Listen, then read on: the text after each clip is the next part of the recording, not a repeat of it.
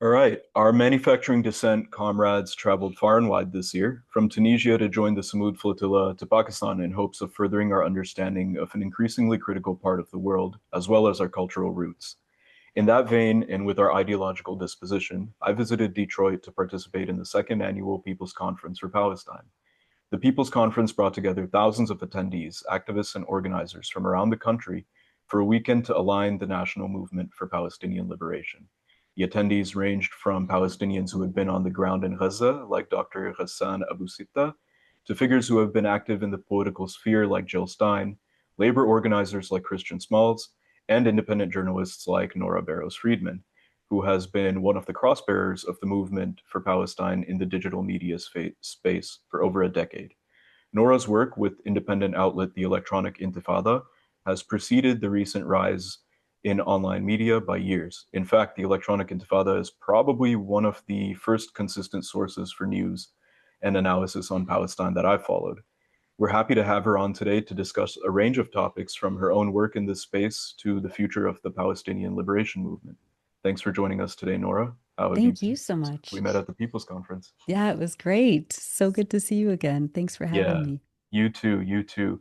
So the conference was incredible. It was really cool to see thousands of people from all over the place, all walks of life, gathered together for the sake of Palestine. So many different organizers from different cities working on different things. And it was really inspiring, definitely reinvigorated me with the work that I'm doing over here. Tell me about how that was for you. How was the People's Conference for you?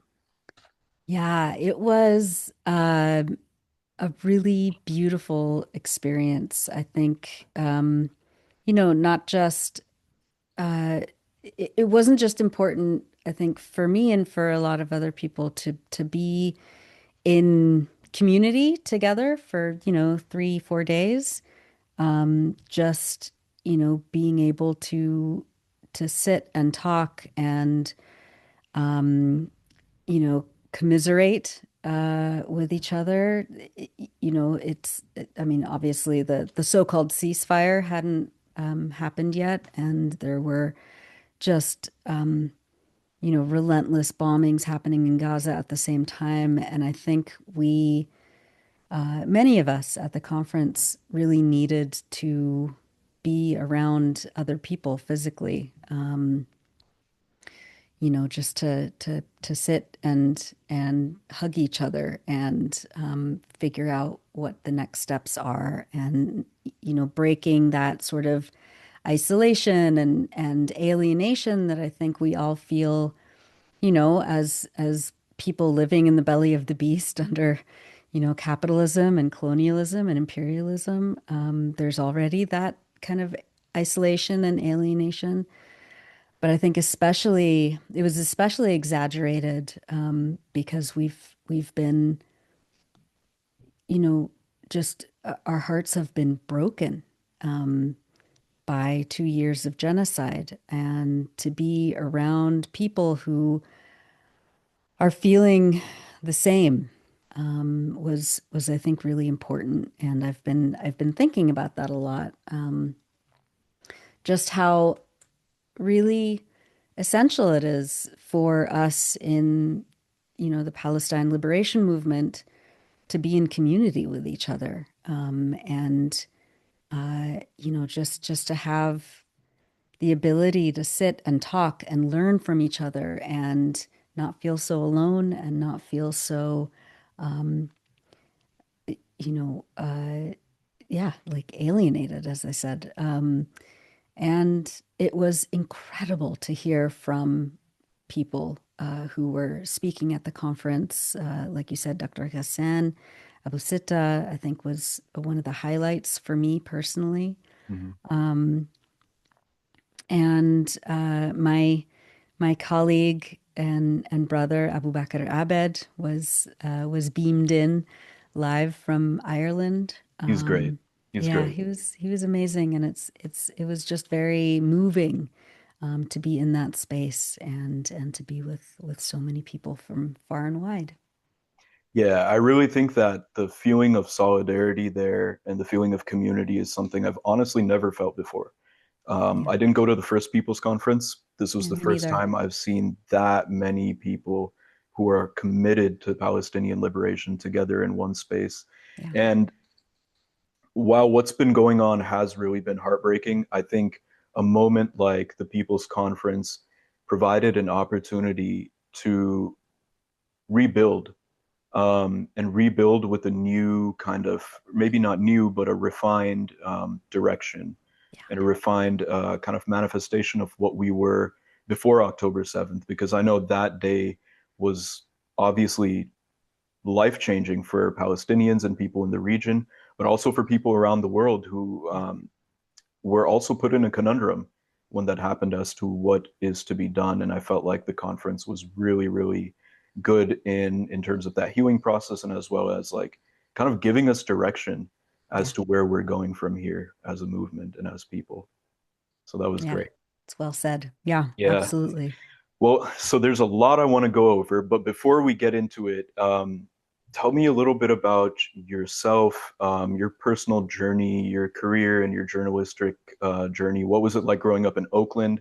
Oakland is like historically, that's the home of the Black Panther Party, and there's been a lot of activism and organizing that's gone on in Oakland. So, what was that experience like that brought you to where you are today?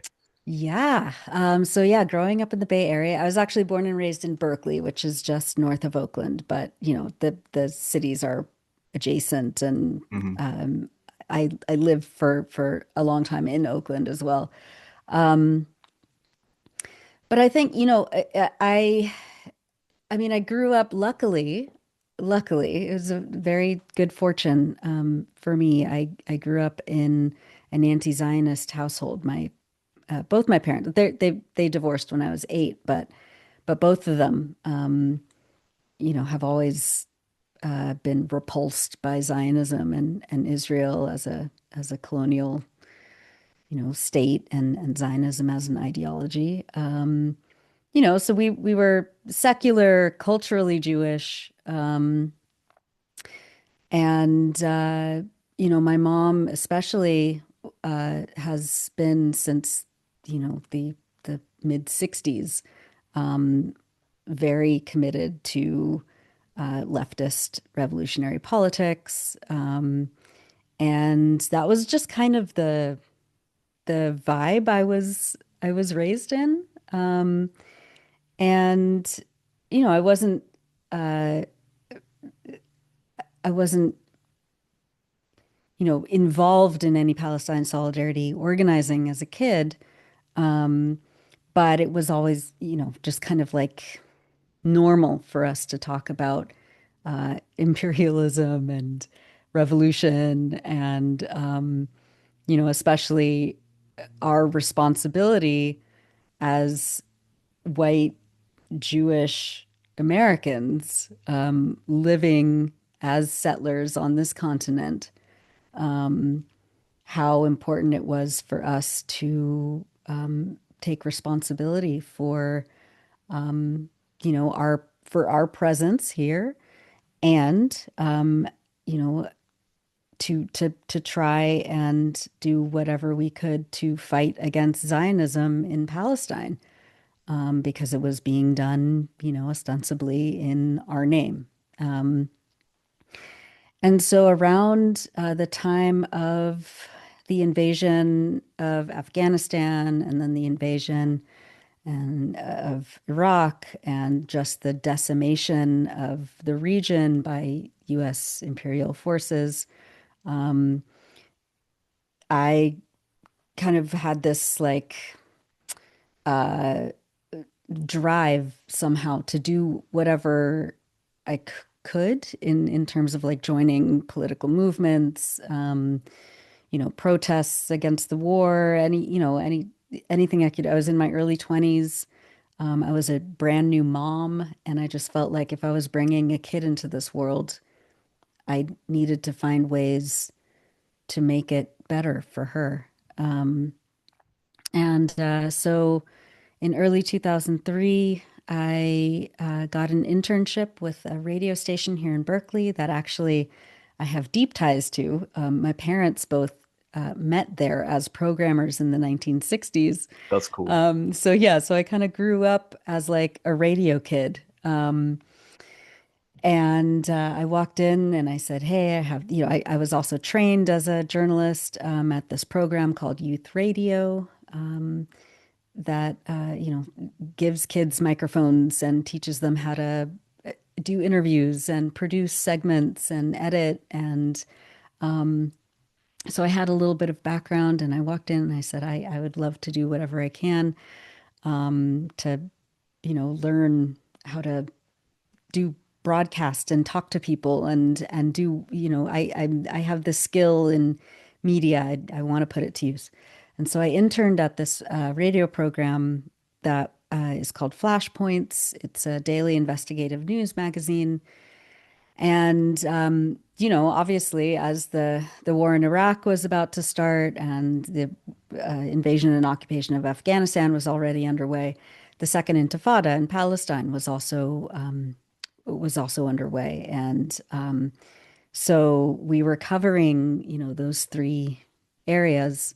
And at a certain point, the executive director or the executive producer and host of the show he literally had a stack of wire copy, from like, all the wire services related to what was happening in Palestine.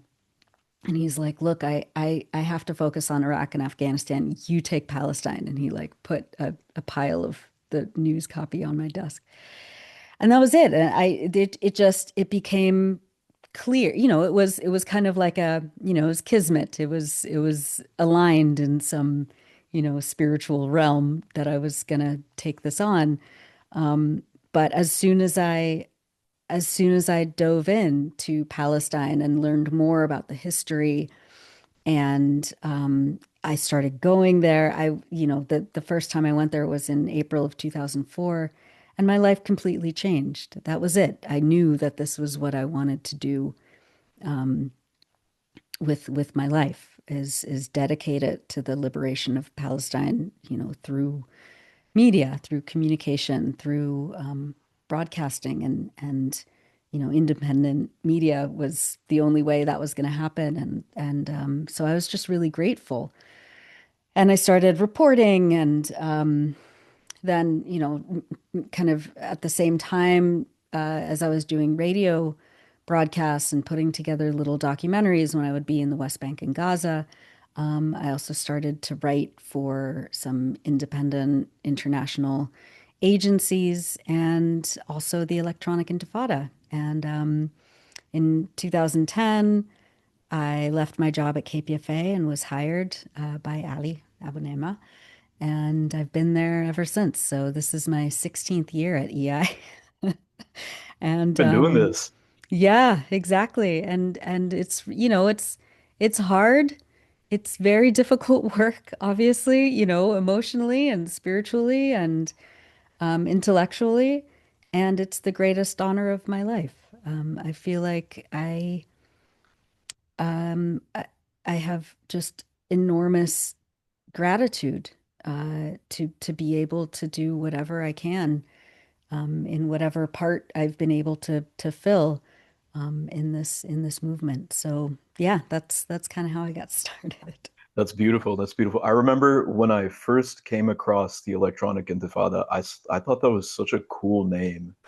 It's just such a cool name, Yeah, the Intifada, and it's yeah. just like electronic. And it's cool how like now I think especially over COVID, this podcast we started over COVID, me and my Mhm. friend would just sit in my garage, social Mm. distancing, talking about the world. And then we were like, what if we recorded that conversation? Yeah, And then that happened two, three, yeah, four times. And but it's just really cool how now there's like this huge proliferation, an yeah. electronic intifada of sorts that was you guys are like the OGs of that. So it's Yeah, really cool. It's really yeah. cool. Thank you. Um, Yeah. and so Palestine recently has gone from something that was a taboo topic to Mm. or a niche topic. Post October 7th, it's a household topic. Yeah. Everybody talks about it. People who are probably not even very political, you can't ignore it. It's all over the place, right? And the rise of indie media that's come along with that, like we just talked about, has played a huge part in that amidst a field of corporate consolidation. I think Yeah. was it CBS or NBC? They just got bought out and they put Barry Wise as like their CBS, yeah. CBY C Barry Wise Yeah. CBS. Yeah. Yeah. So amidst all of that, you have these independent outlets, these little podcasts that are coming up, and I think it's really great how like when a topic is big for the people, you will have like the online sphere catching up, and you have social media along with that as well. And you've seen an inability of mainstream media to be able to gatekeep the narrative like they were able to before. Yeah. And now, like people are these slogans like globalized the Intifada and things like that are very common. And I'm sure mainstream media people are freaking out. But if you could speak to that a little bit, that phenomenon of mainstream media kind of losing its grip on the narrative. Yeah. Yeah, it's been pretty remarkable to see, especially in the last 2 years, as you said. And I think that has a lot to do with the rise of independent media, with the, even just kind of, corporatized social media. I mean, TikTok and Instagram and Twitter, um, have all become venues of, you know, a, a way that people are bypassing the corporate narrative. I don't know about you, but I'm in my mid 40s and no one younger than me, no one my age really, or younger than me is like getting cable news anymore. Yeah, They're not subscribing to yeah. CNN or Mm-mm. MSNBC. They're not subscribing to the New York Times. They're not watching Barry Weiss. Hmm. They're not susceptible to that kind of media narrative control anymore. Um, and I think that's primarily due to, the rise of social media, the way that, for free, without a subscription to the New York Times or CNN or whatever, um, you can actually get news streamed directly to your phone by the people who are experiencing a genocide. Um, and I think also, it's really, Israel had, um, for decades, they had this very tight grip on the narrative, kind of mainstream narrative. They, poured millions and millions and millions of dollars into creating this propagandized, mythology around it, around Judaism, around uh, Palestinians. I mean, the whole dehumanization project against Palestinians and Arabs and Muslims in general, um, was a decades long effort. And I think that kids these days, young college students and high school students, they're smarter than that. I think they don't buy it anymore, especially after 2 years of a live streamed genocide. Um, the whole this claim of anti-Semitism in order to defend, Israeli colonialism.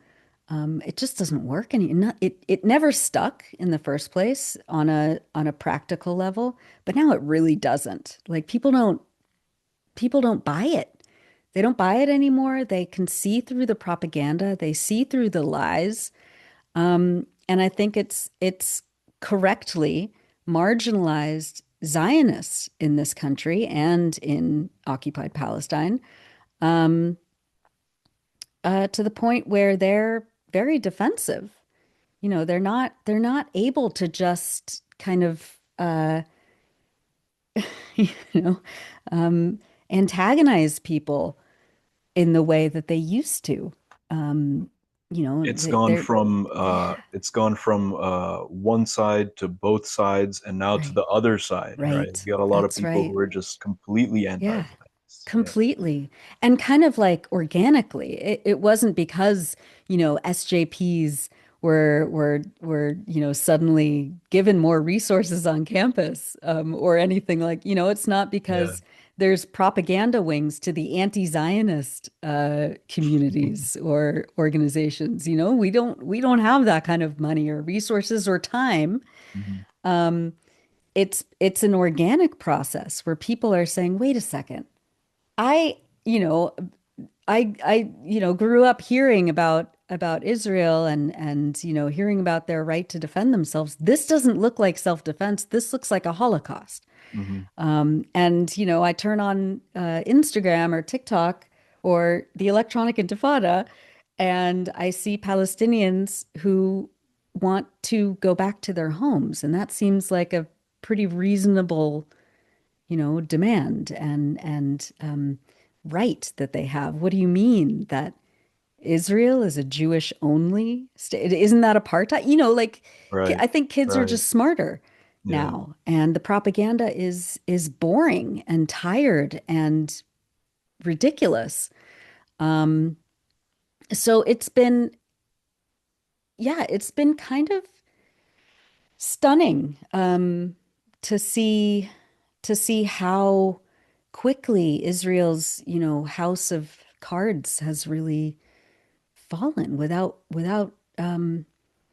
yeah with I think without much effort. I mean, the effort has been genocide. Right. That's all Israel can do, is to attack and destroy and decimate and abuse and then cry victim. And I think people just aren't buying it anymore.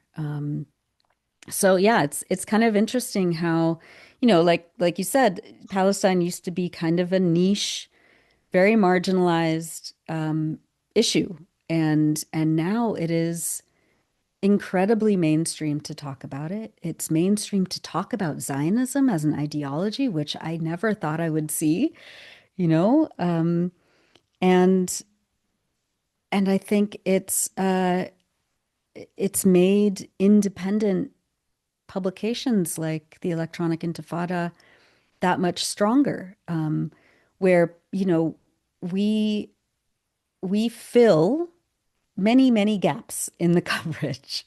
And we also are there to correctly analyze the media coverage that has been part of the campaign to protect Israel and to demonize Palestinians.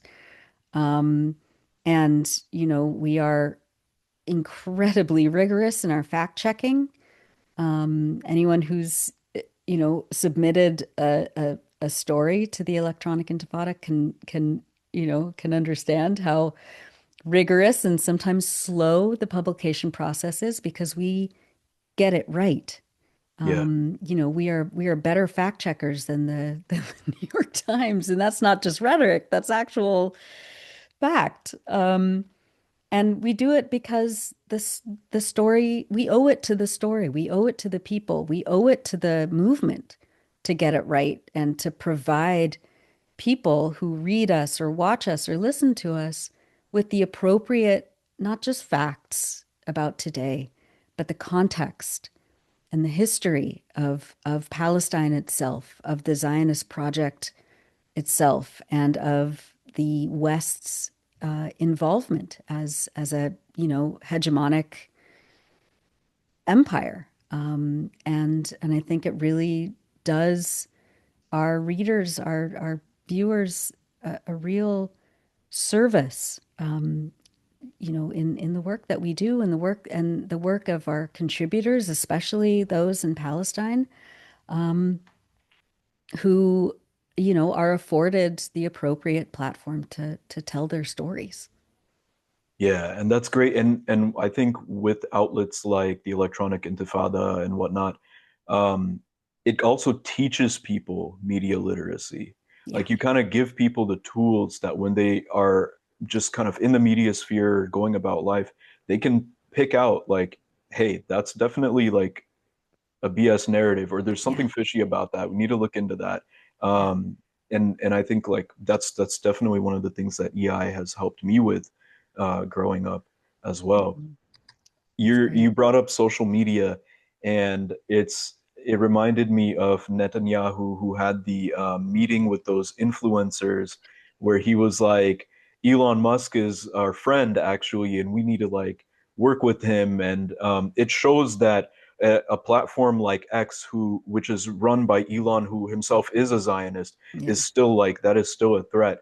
TikTok, even though they bought it out and they've messed with the algorithm, it's not the same as it was Yeah. before. It's still a topic of, or it's still a platform of concern, which is why he has to recruit all Right. these TikTokers, I don't, whatever they're called, Yeah. Yeah.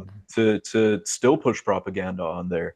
So they have to resort to this kind of brinkmanship, and I've a lot of times you look at it and you really get a sense that these guys are on the back foot right now. Yeah. They're on the back foot right now. 100%.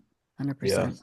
So we have, and this was pretty recent, Zohran Mamdani, who won the New York City mayoral election.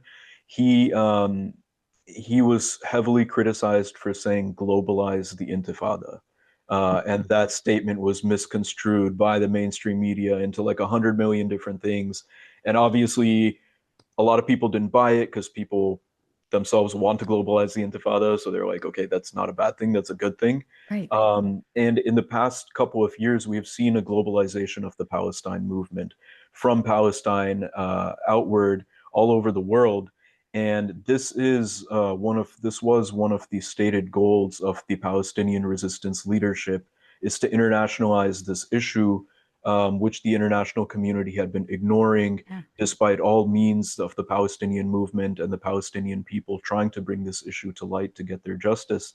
Um, and we see the role of a bunch of different sectors of society, workers, students, and so now, kind of, 2 years later, after the start of Tufan al-Aqsa, the Al-Aqsa flood, um,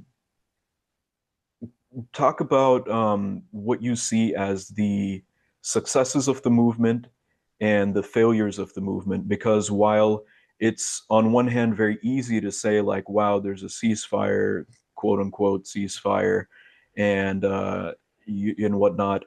At the same time, the genocide is ongoing in a Yeah. different format as a siege, as starvation, as disease, and other things, and we run the risk of the movement kind of slowing down. And I think this itself is one of the tactics. So if you could talk a little bit Yeah. about the successes of the movement that we've had and even the failures where we have to improve. Mm. Yeah. That's a really important question. I mean, the successes of the movement, it's always couched in this like, we didn't stop it. We couldn't stop the genocide. We were unable,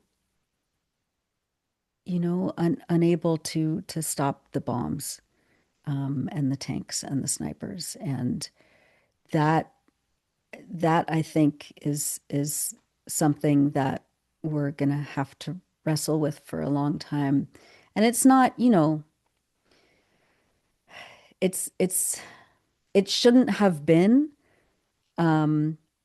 something that people, you know, were supposed to stop. There were these institutions in place that we thought were were set up in order to stop a genocide. The United Nations, the Court of International Laws, all of these, the ICC, the ICJ, these people who are put into positions in order to do one thing, and that's to stop people from getting slaughtered. And they failed. You know, those institutions, those officials, they failed. And that I think has been really unsettling for people in the movement who, rightly so, were under the impression that international law meant something. And the, Geneva Conventions and the Genocide Convention meant something. The only, state that has maintained its commitment to international so-called rules-based order and international legal obligations to stop a genocide is Yemen. Yemen organized very quickly a humanitarian intervention against the perpetrators of a Holocaust. And they were bombed and sanctioned and isolated and maligned and dehumanized. Um, and, European states and the US and Canada kept sending weapons against international law that they knew were going to shred children. And I think that, to me, I don't, other people might have many different ideas, but to me, that's been one of the most significant failures. That somehow we weren't able to stop it, that we weren't able to reach the right official to force them to stop this. You know, so that's something that I think we're going to have to be reckoning with for a long, long time. But I think the successes of the movement have been, uh, the complete, I think, as we were talking about earlier, the kind of normalizing of support for Palestinian liberation, where this is not a niche issue anymore, and trying and really, again, organically undoing and unlearning a lot of the propaganda that was built up to create a scenario where an enemy apartheid state can carry out a Holocaust in full view of the world and not have any repercussions. I think that flipping that narrative and normalizing the Palestinian right to resist has been, the toothpaste can't be put back in the tube after that. Israel and the US will have a very hard time trying to convince people that they shouldn't fight a colonizer. They're trying, obviously, like that's what empires do, is to try and convince people that that the only sanctioned violence is at the hands of the empire. But I think that the ability for people in this movement who have worked so long and so hard to disrupt those narratives and that type of propaganda, I think now it's become a lot easier, and that's a success to us. I think that's the success of the movement. I mean, of course, there are still many factions. There's a lot of infighting. There probably always will be. But I think the cohesion of the narrative when it comes to Palestinian liberation is strong, and I think that that's because of the very hard, determined work by community organizations, by students, by activist circles, to over many, many years, to try and disrupt that narrative and to kind of reclaim uh, what it means to be a leftist and an anti-imperialist, and how Zionism fits into that that kind of that system that we're all fighting against. I mean, Palestine has been internationalized. It has been taken from the margins and put in on center stage, because Palestine is where it all converges. Western imperialism, colonialism, racism, Right. apartheid, resource extraction, theft Mhm. of land. I mean, it's all there. And I think that's, the clarity of that is something that the movement should claim as a success. Yeah, for sure, for sure. Um, when you talked about your parents coming up in the 60s, it reminded me now when we're talking about internationalization, how at that time there was a lot of international solidarity between the West, or at least the left in the US, and how that was thoroughly dismantled by the Hmm. state, Yeah, and to a point where that has had to be rekindled recently, and a lot of the groundwork that was done at that time had to really be rekindled. And you see that we're kind of still getting there now. I think the normalization of the Palestinian and regional resistance, the armed resistance, is something that we're kind of, Zoran Mamdani is still not willing to, yeah. he's still kind of Right, Muslim terrorists right, and this and that. right, right. But we're getting there. We're getting there. Yeah, And I think there are these little nuances that I think even it's kind of still do exist in the media sphere, in some areas of the media sphere, where the one state solution or the right to armed resistance or the outright normalization of saying, hey, we as a movement in this country are in solidarity with the movement, the armed movement, the resistance in those countries, and how yeah, they, in a global context, are the movement leaders. But I do think that, like you said, we're getting somewhere, and we have a lot of work left to go. We yeah, haven't been the ones to stop the bombs or the genocide. Um, However, that just means that there's more work for us to yeah, do and more building for us to do. yeah, So yeah. that's, yeah, that's important. That's really important.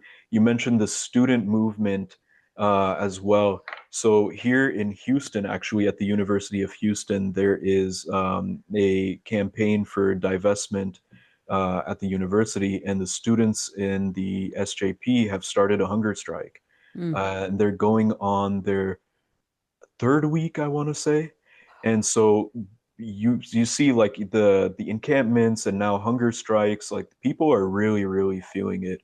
I think there are some other schools that have had SJPs that have started hunger striking as well. If you could talk a little bit about the student movement, because you wrote a book actually on student organizing, campus organizing. If you could talk a little bit about your book and just about campus organizing in general. Yeah, yeah. I have a very soft spot in my heart for student organizers. In 2014, I published a book called In Our Power, U.S. Students Organized for Justice in Palestine. And it was just like such an honor to put it together. I traveled to 70 different cities around the US, Wow. or maybe 70 different interviews I did with, yeah, I can't even remember the numbers, but it was like, uh, Either way, re- that's extensive either work. way, yeah, it was a Yeah. lot. Places from like Boca Raton, Florida to Portland, Oregon to New York City, to Maine, like it was just, I wanted, and this was in, 2013, 2014 when I did these interviews, and it was, a lot of the SJPs were just getting started, or they had just, done their first divestment campaigns. I got the idea to do the book in 2010 after UC Berkeley here had their divestment campaign, and it was like they had, like Israeli officials came to campus to try and, block the votes of these student organizers. I mean, it was like No I way. was like, why are they pouring so many resources into this? Yeah. Because they knew that the tide was turning, Hmm. that students, they go to university. I mean, some Israeli official at some think tank. I remember there's this famous quote. He called U.S. universities the battlefield, because that's where students have historically become radicalized, and are ostensibly encouraged to ask questions and develop critical analysis and unlearn what they've been taught by various ideologies or anything. So the Israeli government and the what the former Ministry of Strategic Affairs had dedicated, an Israeli governmental ministry was dedicated to fighting campus boycott, divestment, and sanctions Mm. campaigns around the world, but specifically in the US. And so I was like, this is a huge story. Like, how are these students, who are holding bake sales, to fund their events, while the on-campus Israel lobby organizations were, you know, super well funded. They would, take students on these all expense paid kind of like birthright trips. Yeah. And so so I really wanted to understand the movement from the perspective of the students who were in it. And, the repression 10, 15 years ago was really bad. It was, I mean, students today are dealing with federal lawsuits and doxing campaigns and, elected officials who are calling them out publicly and saying, there's a terrorist on campus at, XYZ University and we're going to root them out just for saying, for carrying a banner that says Free Palestine. I mean, this was happening on campuses decades ago, and it was just not getting any attention at all because, the only people who, quote unquote, cared about Palestinian rights in the US were Palestinian communities and some Muslim student organizations. It was very marginalized. And then I think, about 25 years ago or so, with the advent of, 20 years ago, with the advent of the boycott, divestment, and sanctions campaign, the national campaign that was started and launched by Palestinians in Palestine, that really kind of opened up the movement, not just in the US, but worldwide. It was a call for international solidarity and students who, were, organizing for environmental causes or LGBTQ rights or, women's issues or whatever. They all started to really kind of understand that Palestine was also a central issue when it came to rights and battling marginalization and standing up for themselves and their history and their culture. And so, we started to see these enormous coalitions being formed on campuses where it wasn't just, the Palestine group and the Muslim Student Org, on campus, trying to fight the administration. It was like 60, 70, 80 different campus organizations all behind a BDS resolution to get Israeli contracts out of their university to pull Israeli food off the shelves at their campus cafeterias and to divest their tuition money from companies that profit from the murder and expulsion of Palestinians. And so, the movement has had its ebbs and flows. There have been, I think, during COVID, it was really hard for students to organize, Yeah. obviously. But then in 2023, after Al-Aqsa flood and as the genocide was underway, I think student orgs really kicked into gear again. And they've been, I mean, the encampments of 2024, the spring of 2024 was like, it was the largest sustained protest movement in the US since the 80s, That was incredible. yeah, when Yeah. students were protesting South African apartheid. Mhm. It was absolutely incredible. And you saw the full force of the state. I mean, at Columbia University, right? Like they literally threw their students into the hands of riot cops Hmm. and armored personnel carriers on the you know going down Broadway. Like it was completely insane, all because students and faculty, some faculty didn't didn't want their institution to support a genocide. And now we see, I mean, the unmasking of these institutions, especially the private ones, the elite, Ivy Leagues. Columbia has since become real or become has revealed itself as what it has been for a long time, which is, really just a hedge fund masquerading as a educational institution. Firing professors who dare to say that Palestinian children shouldn't be killed, and throwing their students into jail, and all of this. Um, I think there's a reckoning kind of in general with the state of higher education right now for students. Students are in this. My own daughter, my daughter's 25 now, and she went to a public university and she's saddled with debt. A public university that in its original charter, was supposed to be free for students. When my parents were, when my mom was at UC Berkeley in the 60s, it was maybe $300 a semester, something like that. Hey. And now students are coming out saddled with debt, even from public universities. They may have been doxxed. They may have a criminal record for just, holding a sign on campus. And if they manage to graduate, they can't get a job because we're in this like capitalist hellscape where if you're not in biotech, or weapons industry manufacturing or anything like that, God forbid you have like a English literature degree. How are you supposed to live? How are, Yeah.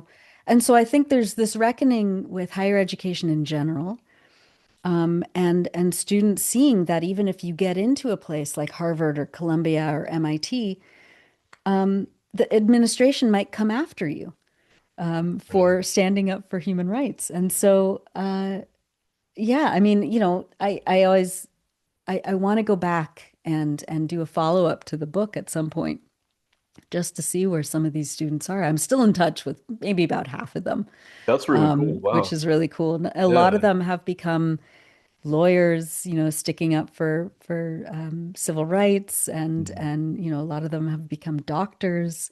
A lot of them have become teachers and advisors to the next generation of student, Palestine solidarity activists, and a lot of them have become writers, like really, really good writers. Mm. So yeah, it's but yeah, I'm still like very, very, very obsessed with the student movement in this country because it's fascinating to me. It really is. Students are have always been the vanguard of social change and of Mm. civil rights and justice and liberation struggles. And for Palestine, it's no different. Yeah, yeah.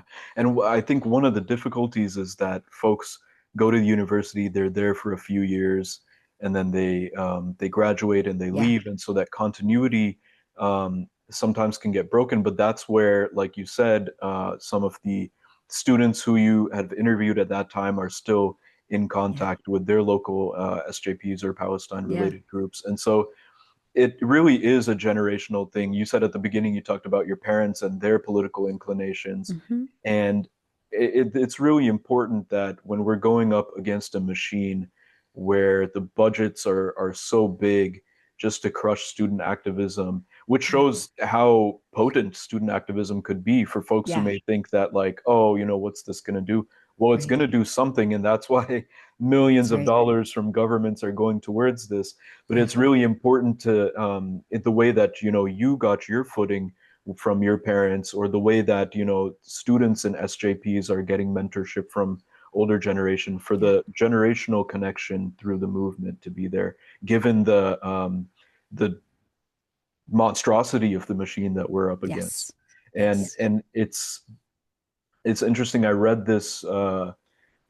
Zionism itself is a generational project, Yeah. right? When you look at all the way from the writing of the Balfour Declaration, it's dear Lord Rothschild, right? And that whole dynasty Right. who had been, and what was the dear, Yeah. well, in response to thank you for the, funding the war effort in World War One and all of that. And then that just goes on, and not to fixate on one family or to make it like a conspiracy type of Right. thing, but this is like something that has been an extended project. And so for a lot of Yeah. folks who see like, oh, I've been to like protests my entire life, what's going to happen?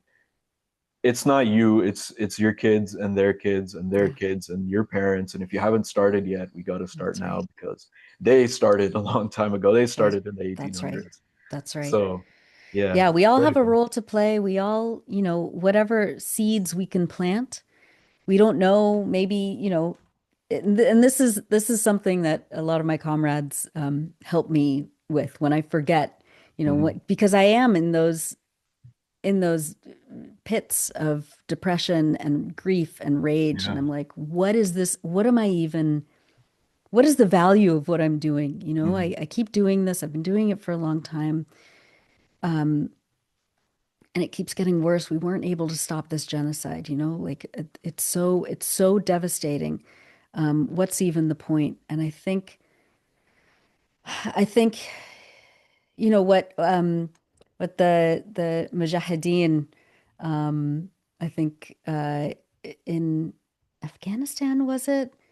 Fighting the U.S. occupiers. I think that the phrase was, "They have the watches, we have the time." Mm, Right? Like, that's this crazy. is a Yeah. long haul Yeah. struggle.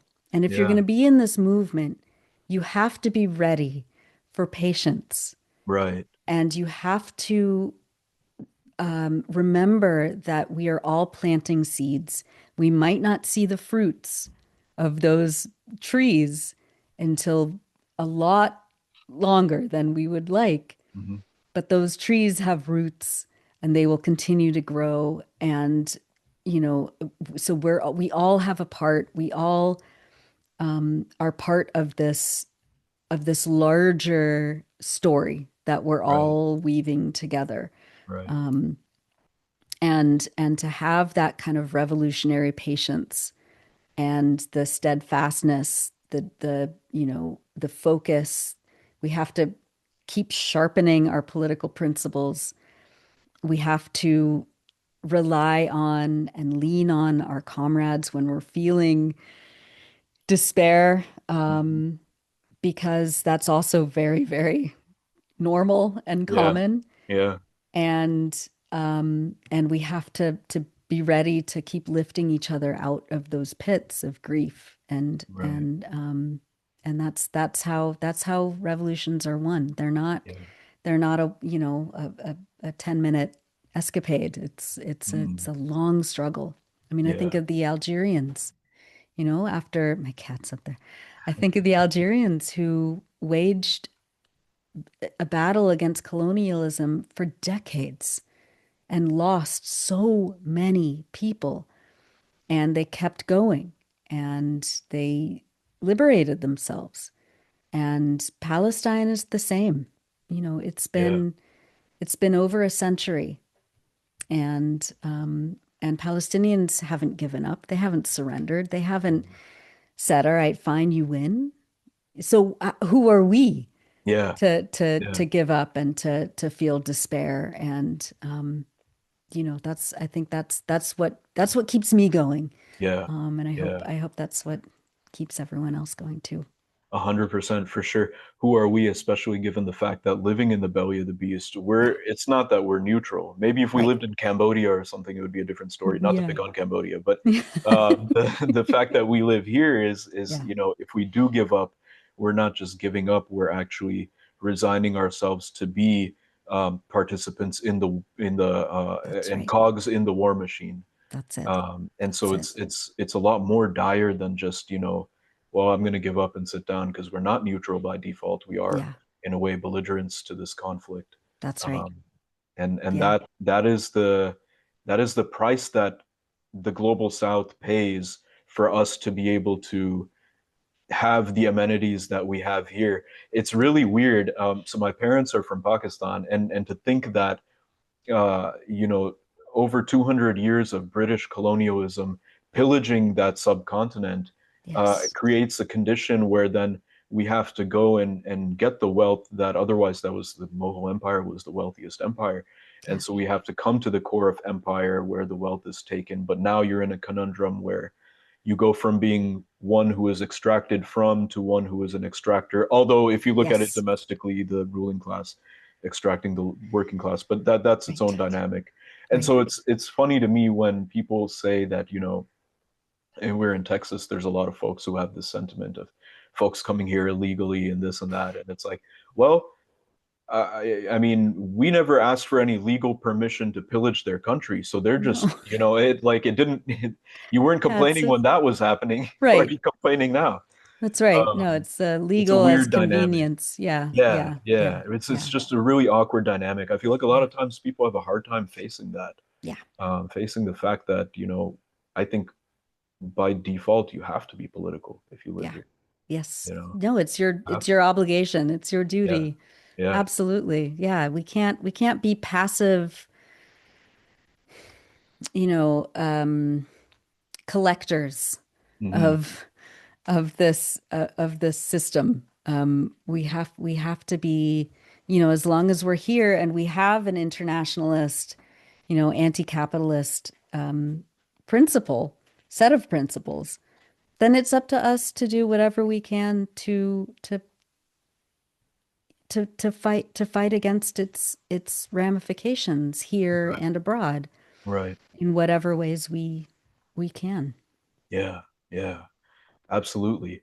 Well, so we talked about a little while ago the BDS movement, state repression, lawfare. One of the things that I think is a little bit more recent is this category of material support Mm, and how material support may sound like it means providing weapons to a resistance group. But that definition has become much more blurry and broadened in the face of state repression that we can imagine is going to get worse. yeah. How do you think, folks as a movement, us as folks in the movement, but also folks who may be a little bit hesitant? I always have a bit of a difficult time like addressing that hesitancy because at the end of the day, it is real. Yeah. But where do you see something like that going, and how does a movement stay steadfast in the face of Mm, heightening repression, especially when something like material support can now be yeah. considered much more than Right. actual material support? Right. I mean, I just remember in the early 2000s when the US government seized the assets of the Holy Land Hmm. Foundation Yeah, that was based in Texas, wasn't it? Or some of it I was based believe in, yeah. so. Some of them, yeah. Yeah. Um, and it was the country's largest Muslim charity organization. And they did relief work for victims of the hurricanes, for the Oklahoma City bombing, Hmm. for victims of all these natural and unnatural disasters in this country. Just exceptional work. And as part of their work, they gave to charities in Palestine, the same charities that U.S. government funded, like USAID was giving. So the same charity, they weren't Right, right. they weren't doing anything the U.S. wasn't already doing. Hmm. Hmm. And yet, because they're all Palestinian American, and the U.S. government wanted to make an example of them, they seized their assets and threw everyone in jail and gave the five leading members multiple life sentences. And they're in what's called little Guantanamos now, inside maximum security prisons. I mean, these were wonderful pillars of the community, family men, in their 50s and 60s. And that was uh, to try and discourage anyone from helping victims of U.S. imperialism, whether it was Iraq, Afghanistan, Palestine, or here in this country. Mhm. Um, and so material support, I mean, when you look at what material support is, I mean, it's what Israel gets from the US in the form Right. of, thousands and thousands of tons of bombs and other weapons and parts for F-35s, Mhm. which are being flown out of the Oakland International Airport, And the destined, Port of Houston. and the Port of Houston Yeah. for the Nevatim Air Base in Hmm. occupied Palestine. Um, that's material support, right? Material Yeah. support for a genocidal state. But the US government has tried to make it correspond to, helping children whose limbs have been blown off by US weapons from getting prosthetics, et cetera, Hmm. et cetera. Right. I think, yeah, I mean, at this point, it's always good to be part of an activist community, Hmm. to work with organizations, like for example, here in Berkeley is the Middle East Children's Alliance that has been working for more than 30 years, helping to fund projects in Palestine specifically for children. They have an incredible track record, and they're vetted, so I think working with those kinds of organizations, doing fundraisers, is really important. It's one of the most important things you can be doing at this point. Yeah. Of course, in Palestine, in Gaza specifically, there's organizations like the Samir Project, Hmm. Yeah. Lifeline for Gaza. I mean, all of these individual campaigns that are vetted, and all the funds that they raise go to directly feeding, clothing, housing, and vaccinating people, as the health system is in full collapse in Gaza, and as people are still not being able to get food or water or Mhm. adequate shelter. At this point, I think it's important to keep doing whatever you can, um, and know your rights as, like, Yeah. That's critical. unstable as they are or Yeah. maybe, to keep knowing your rights, Mhm. to not be intimidated, and to build a community. Yeah. Yeah. Yeah. I think if we do back down, then we're kind of just proving their point. Yeah. Yeah, And so exactly. be petty about it, Right. double down, Yeah. and don't. Yeah.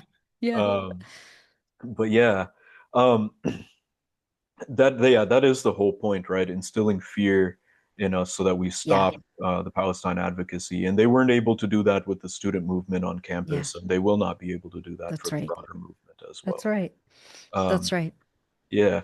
So shifting gears a little bit, right? We are in a place where there's the pseudo ceasefire in Palestine, and this 20-point plan, 21-point plan, something like that, whatever it is. Um, Gaza is in shambles. We need reconstruction. Um, ha it's really weird to me that the solution to this is this 20-point plan, but how do you see this moving forward? Because there's also kind of a stalemate, right? In Rafah, you have the Palestinian fighters who are in kind of a standoff with IOF soldiers. Even though there is like some sort of agreement, things are kind of stuck. But how do you Hmm. see that moving forward towards reconstruction? And it sounds weird to say a normalization of I life, know. but Yeah. Yeah. some form of that. I know, as though, like, the ability to turn on water in your house is, a luxurious Right. idea at this point, but that's what it is. Um, yeah, I mean, this 20-point plan. It's it's a fantasy, right? It's a colonial fantasy. It's written in the style of like, a fairy tale. Um, and as my colleague John Elmer says, like it was probably written on the back of a napkin, at a Washington D.C. bar by Jared Kushner. I think Um, I ever actually saw that. yeah, yeah, exactly. Like maybe that's actually for real. It's ridiculous. I mean, if you look at it, like they're just assuming that the Palestinian resistance is going to be happy to be disarmed Mhm. and surrender, and that Trump is inevitably going to get his Riviera, and Palestinians will be very grateful for being put into concentration camps and So tone eventually deaf. deported. I mean, it's the most racist Yeah. BS you can ever imagine. And this is now policy because, again, the process of dehumanization and cleaving away of Palestinian right to self-determination and rights in general and, liberation struggle, everything is they want it to be in its final stage, but that's not going to happen. So yeah, you're right. There is kind of this like stalemate. Um, and Israel, I mean, the first phase one has been completely violated, within the first, 10 minutes by Israel, Yeah. and now it's been a month. And and yet the Palestinian resistance is still committed, and they are holding up their end of the bargain. Um, Phase two is, has to do with disarmament. I think that's what Right. the Israelis want, and Hamas never agreed to that. So there is kind of this very delicate and fragile period that Palestinians are in right now. Yeah. Um, I don't I don't know what it's impossible to predict Yeah. what's going to happen within the next few hours, let alone days, Right. weeks, months, Right. years. Right. Um, but the fact that Israel has still not won any of their stated goals, except for industrialized slaughter of Mm. Palestinians for 2 years, they have not met one of their goals that they stated, at the outset of this. Right. All they know how to do is kill. And, Palestinians have been acting with restraint, not just in the last 2 years, but over the last 80 years. Hmm. Um, and I think, again, it's this it's this waiting period. It's this patience. It's this, uh, you know, step by step sort of process. Yeah.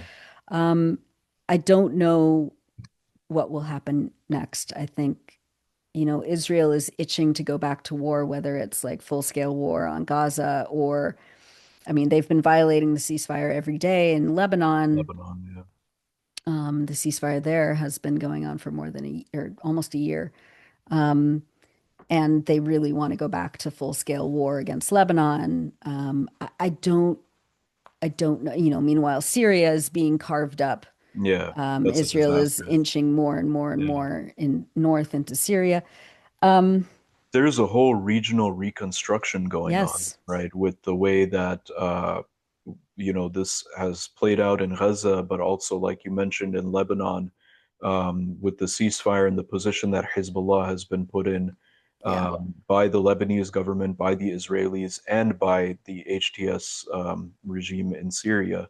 And I think about this a lot. In is that what I think about a lot is how is this going to look moving forward? And like you yeah, said, no one can really predict it. But what yeah, happened in Syria was I had such an eerie feeling when yeah, all of that was unfolding because it really felt Shahid Sayyid Hassan Nasrallah would mention that, if Syria falls, this is going to be a really big disaster for the Palestine movement. And he was right. Yeah, Yeah. yeah. And Yeah. and it's worrying because there's just so much that we can't tell about the Yeah. future. And Yeah. and you see the axis of resistance, which is now kind of looks like it's on the back foot Yeah. to an increasing and growing axis of assistance. Yeah.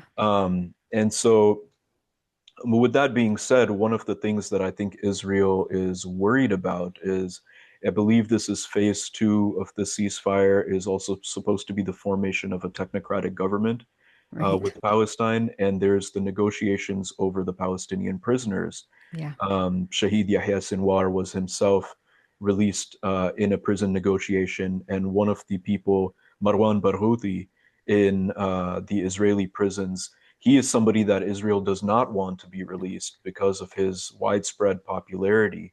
Yeah. Um, and yet, though he is a Fatah politician, and Fatah and Hamas have traditionally been rivals, Hamas and the Palestinian resistance has been very, very adamant about wanting him to be released. Um, with the whole issue of political prisoners, what do you think a future technocratic government for Palestine could entail, right? We don't know exactly who would be in that, but do you Yeah. see some sort of maybe reconciliation between factions of Fatah that may be partial to the resistance, or how do you see this kind of Mm. technocratic government thing playing out? Because it's not clear to me It's who not, is going to yeah. be involved in this. Right, right. No, it's not clear at all. And Palestinians, who are part of these so-called negotiations, which they consistently get cut out of course, say, this is an internal Palestinian matter. Mhm. Doesn't matter what you want, Israel Yeah, or Kushner or the yeah, UK. This is for us to figure out. This is a part of our national project. It's a part of our, you know, of our self-determination. And Hamas has said for a long time that, they're more than happy to have elections and transfer power to, right. a technocratic government,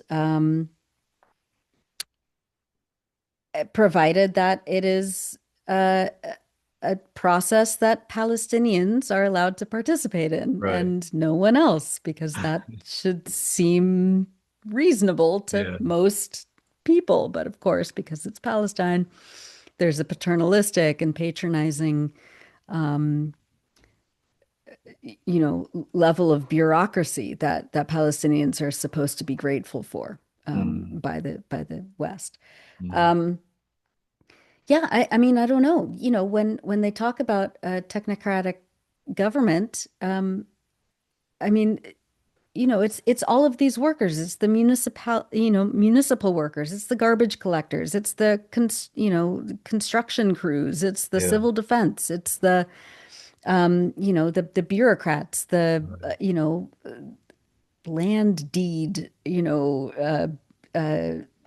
ministries. It's you know, Yeah. it's the schools and the Mm, so it's all and a lot of those people are really good at their job, and it's who know I don't know what's going to happen. That's the yeah. thing. Yeah. But again, it's up to Palestinians and Palestinians only to figure that out. And if that process is somehow taken away or put into the hands of someone like Tony Blair, who's going to ride, into Gaza apparently on an APC, right? Like that is not it, it's horrendous. It's humiliation Yeah. on an industrial level. Yeah. And Palestinians have been very adamant that yes, they want to participate in a democracy. They Yeah. want to have elections. They want to govern themselves for the people, by the people. Mm. and not to have any outside interference. And you know, I just I don't know. It's just completely demented to see the US have this plan where, they get to choose who the leaders of, of an occupied, genocided population should be. Um, it's not going to work. It's not going to work for Palestine. Yeah. And I guess we're just going to have to see what happens next. Right, right. There's a saying, never to humiliation, hayat min adh-dhilla, which is something that Sayyid Hassan used to say a lot. Yeah, It's a quote from Imam Hussein, the third Shia Imam and the Prophet's grandson. yeah, And the never to humiliation, I think before that the quote goes something along the lines of, I see a choice between, God, I'm butchering this, the weapon and humiliation and never to humiliation, right? And yeah, that's where the yeah. ethic of the That's right. Palestinian resistance comes from. Yeah, And that's the ethic of the regional axis of resistance as yeah, well. yeah, Um, absolutely. so kind of going towards wrapping up, we're in a place right now where the chance at protests were ceasefire now and free Palestine. So we went from ceasefire now to a place where it's not done. We still have to help free Palestine, although the Palestinians will be the ones to do it. But that is now the phase that we're back in. Yeah. How do you see the future of organizing? We've spoken about campus organizing, but also if you could talk a little bit about post-campus organizing. What is somebody like me or like people who are graduating or who have graduated recently and don't have like necessarily a student org? There are local orgs. There are orgs like PYM and Palestine Yeah. Solidarity. But how do you see the future of organizing playing out for this issue, given that we have this that we're going from ceasefire now to towards free Palestine? Yeah. Yeah. God, there's so many ways for people to plug in. I mean, I mentioned the Oakland airport and the Houston port, which are heavily involved in shipping weapons or weapons components to the Israeli military. There is an incredible campaign that the Palestinian Youth Movement (PYM) just launched a couple months ago here in the Bay Area, but it's kind of a launching pad for other kind of regional campaigns as well, to pressure the not just like the Oakland airport, the corporations that are involved that in that, which is FedEx and the city as well, to try and get Oakland Airport to stop doing that Hmm. and to really throw a wrench, figuratively and literally into the cogs of the machine that keep Right. the genocide running. I mean, the actions at the ports around the world last year that PYM was involved in, the Mask Off Maersk campaign, was extraordinary. And again, planting these seeds. Right. It wasn't just a one-off event. It was like sustained protests in Mhm. Copenhagen, in Tangiers, in southern Spain, to get the Maersk Corporation to stop facilitating the shipping of these weapons and weapons parts. Mhm. It was also, an incredible opportunity to work with local and international union members, port workers, dock workers, who are, becoming more and more radicalized, especially on the issue of Palestine. Um, and then, so like there are those kinds of campaigns you can plug into. There are local campaigns, here in the Bay Area, Alameda County, which is Oakland and Berkeley and a lot of other cities, just voted to divest something like $35 million in investments from Caterpillar Corporation. Jeez. And that was, from the hard work of many, many different organizations and coalitions here in the Bay Area. Which Um, shows that it's doable. it's It's doable. doable. Yeah. It's doable. Yeah. It's not this impossible thing. You just have to be determined. You have to have a really good group of people behind Yeah. you. And you have to not lose focus. And I think, it can be this enormous thing, like how are we going to stop Maersk, right? The Mhm. biggest shipping company in the world. But if you Right. go to if you just organize locally and pick one target, whether it's Maersk or Elbit or Lockheed Martin or, Sabra Hummus or whatever Yeah. it is, Yeah. um, it all makes a difference. Right. And I think that's the future of organizing is targeted, local, sustained campaigns. Hopefully someone like Zohran Mamdani, who who when he was an assembly member a few years ago, was spearheading a Not in Our Dime campaign, which was Mm. trying to get New York-based charities to stop sending money to fund the settlement colonies in the occupied Mm. West Bank. Um, you know, hopefully, some elected officials like Mamdani or, local Mhm. mayors in smaller cities will be open to the possibilities of these localized campaigns here in Yeah. Richmond. Our mayor Eduardo, who was at the Detroit People's Conference, he raised the Palestinian flag at the Richmond City Hall, and Right. Right. he was the one to be at the helm of the first city in the U.S. to pass a anti-genocide resolution. I mean, like, Yeah. it can be done. And some of Right. these things are symbolic and some of them are Mhm. materialist, and Mhm. it all matters. Yeah. Yeah. So that's, yeah. So don't despair, plug in and Yeah. keep going. Absolutely. Yeah. This is the time to double down, honestly. That's right. That's right. Um, so just wrapping up here, what is one myth you'd like to erase if you could? One thing that people should watch out for, like an underreported story or Yeah. whatever.